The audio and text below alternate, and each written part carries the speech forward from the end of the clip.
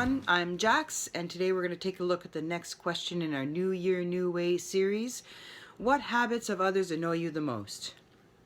Well, I wouldn't say that there's necessarily a habit. I have a visitor this morning. I wouldn't necessarily say that there is a habit that annoys me the most. When I was going to write this article, I had a really difficult time because I'm sitting there thinking, what annoys me? And it's like Jaws the shark. What annoys me? And I was trying to think of what it could be. And I don't annoy easily, actually. And so I'm thinking and I'm thinking and I'm thinking. And as with always, when I have an article that comes up, I have an incident or an event that comes up and tells me exactly what I need to write about. So I was at work the day before I had to write this article. And I was on the phone with one of my coworkers. I work in a call center, so I have a headset on, so whatever comes on the phone is quite amplified. And she's talking and eating at the same time, which is odd because she's at work, so that's kind of unusual for people to eat and talk while they're on the job. Anyway, all I hear in my ear is, and trying to talk, and now I speak food and I talk food, and I've done that countless times where I've been talking to people while I was eating, and it didn't really bother me that much.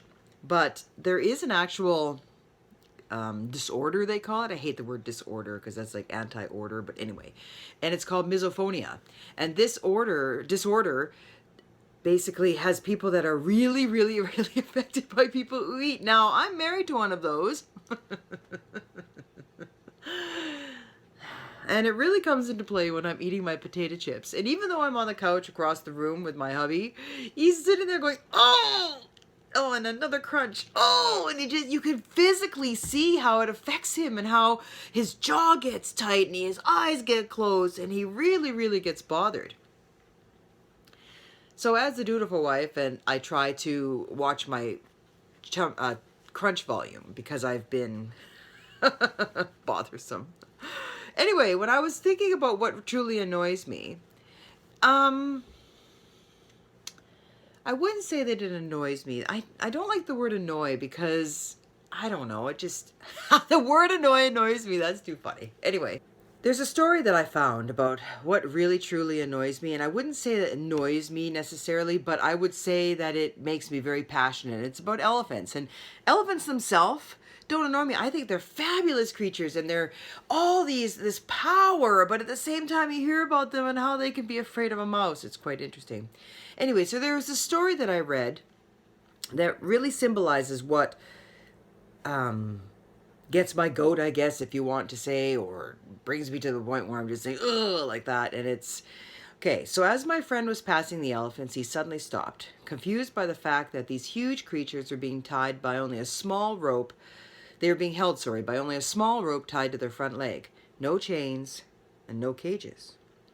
It was obvious that the elephants could at any time break away from the ropes they were tied to, but for some reason they did not. My friend saw a trainer nearby and asked why these beautiful, magnificent animals just stood there and made no attempt to get away. Well, he said, when they are very young and much smaller, we use the same size rope to tie them, and at that age, it's enough to hold them. At that point. Remember, that's a very important point. As they grow up, they are conditioned to believe they cannot break away. They believe the rope can hold them still, so they never try to break free. And my friend was amazed because these animals could any time break free from their bonds, but they believed that they couldn't. There's the rub. How many of us are like that with the elephant? And it's not that it annoys me that we're stuck like that, because think about it. The trauma happened at the time when we were younger. So we have this belief that keeps us stuck. And unfortunately, we carry that belief with the same power that it was at the time of the incident. Just like the little baby elephant in the story. So the little baby elephant is strapped with this idea. Let's put it in the form of an idea. Is strapped with this string that seems so big at the time. But what happens is that during the whole entire time where it grows and matures and becomes this majestic beast and having all these different choices and options and abilities, but still sees itself as the little baby elephant. And you know why? Because of the perspective of the rope. they still think that the rope is the same size. And how many of us actually think that our belief and our incident and what happened about ourselves is still the same size as it was the day it happened? What happened if it happened when you were 3 years old and you're like, what, 33 now? You have now every day for 33 years, 365 days, 24 hours, 60 minutes, 60 seconds has changed as an individual. You are not the same person that you were at 3 years of age. Think about it. Some kids aren't even toilet trained at the age of 3. So how can you honestly picture yourself to be the same age and the same capability and the same majesty and the same capacity or anything like that? You're not. Yet we still see ourselves as the 3-year-old child when it comes to the lie that was created at the time of the incident. And we cripple ourselves because we approach it from a 3-year-old mind, or 6-year-old mind, or 8-year-old mind, or 10-year-old mind, whatever mind. Because don't forget that even yesterday, you're not the same person that happened yesterday, because something happened during that day. You may not even think it's a big deal, that has altered and shaped you as a person. Every day we change. So when I was looking back at this question of what annoys me the most, that's what I meant at the beginning of the segment, that I was saying what frustrated me. It's the fact that when people refuse to actually see the power in themselves, and that how much they've changed, and how awesome they are, and how much they've accomplished.